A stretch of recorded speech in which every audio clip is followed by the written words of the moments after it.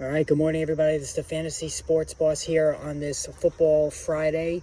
The live stream will start at around 3:30 this afternoon. If there's any changes, I'll make sure to post it on Twitter. But yeah, Fantasy Football Friday, every Friday from now through the end of the season. We'll be discussing Christian McCaffrey today, any injury updates that might come down the pike from now until then, and a whole bunch of other stuff, so make sure you tune in. So hit the subscribe and notification buttons if you haven't done so already. This is the new YouTube channel that I started not that long ago after doing the Fantasy Sports Boss website for about 15 years. So today I wanted to do a wrap-up from yesterday's games, the two games that took place yesterday. And that's another thing, the wrap-ups, which was in print form, which was definitely the most popular feature that I had that got always the most views. I'm going to be doing video wrap-ups at the end of the games Sunday evening, so make sure you tune in for those when the season gets underway. But as far as last night is concerned, obviously the big story is Damian Pierce, the insane rise of the rookie running back from Florida. Really has taken off this summer, and you know, this was kind of easy to see way back when, just because of the fact that the Texans were just collecting a bunch of retreat, aging veteran running backs who really just, didn't really offer much. And so Pierce was in a perfect situation to kind of accelerate himself to the front of the line, which he has done. Last night he went 6 for 37, averaged 6.2 a carry and a touchdown. So that should confirm, if there was ever any doubt that he's not the starter, that Pierce will enter week 1 as the unquestioned starter for the Texans. Marlon Mack did get some work, and he actually looked pretty good. Had a 24-yard run, 10 for 55, 5.5 a carry. But he doesn't do anything in the passing game, and he's a limited player overall. But now the question for me with Pierce, and this is what's really going to determine how far this is going to go in terms of upside, is will Pierce be in on third down, or is that going to be the Rex Burkhead domain? Burkhead is a tremendous receiver. The Texans brought him back this season because they liked what he did a year ago. That's really what we have to find out. Is Pierce going to catch the football? Is he going to be used that way? He's an explosive athlete. He did do some decent work on that front at Florida, but he was a part-time player at Florida as well. So maybe there's some workload concerns, because Pierce was not a full-time runner with the Gators, and that could factor into his usage as well, especially early on. So Rex Burkhead, the way it looks right now is Burkhead will be the third down back, he'll be the receiving back, and Pierce will be the first and second down guy and the goal line back. So in PPR leagues, that means the ceiling may not go as high. Now what's interesting to me is that Pierce's ADP is really going to take off now. He might even go up into the 7th, 8th round area code.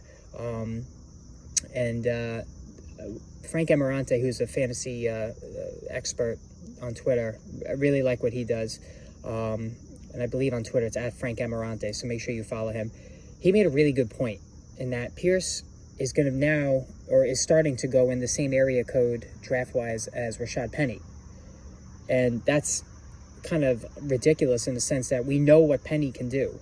I mean, he won leagues rushing for over 130 yards in 4 of his last 5 games last season. Pierce is still an unknown. Both don't play on good teams. Both have questionable usage in the passing game. But we know what Penny is. And this is one of the mistakes that everybody, including myself, I've done it too, make in fantasy football, is that we always want the new shiny new toy. And we ignore the dependable, proven, no, I shouldn't say dependable, Rashad Penny, excuse me.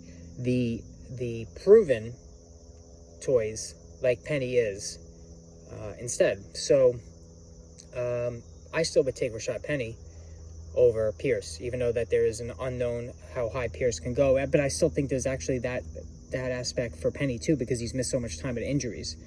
All right, so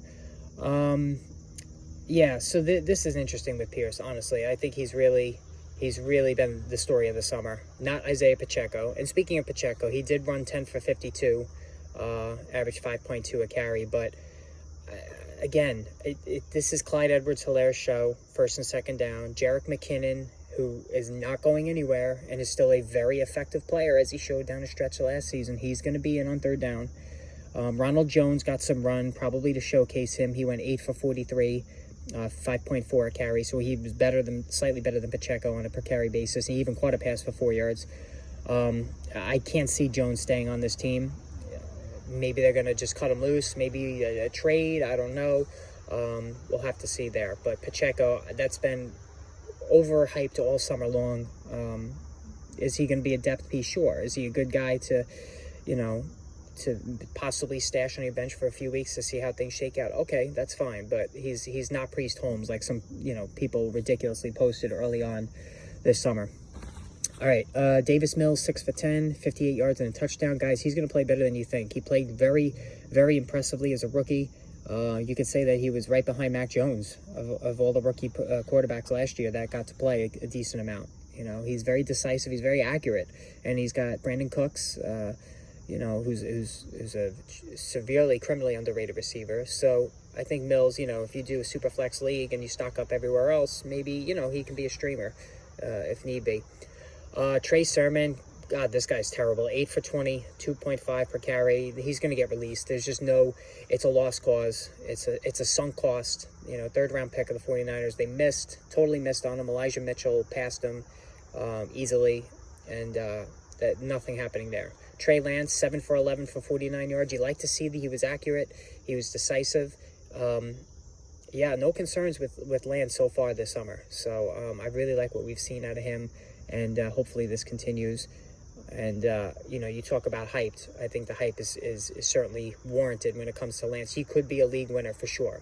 He could do this season what Jalen Hurts did a year ago. So Trey Lance is definitely, I can see people being a little aggressive on him. I get it.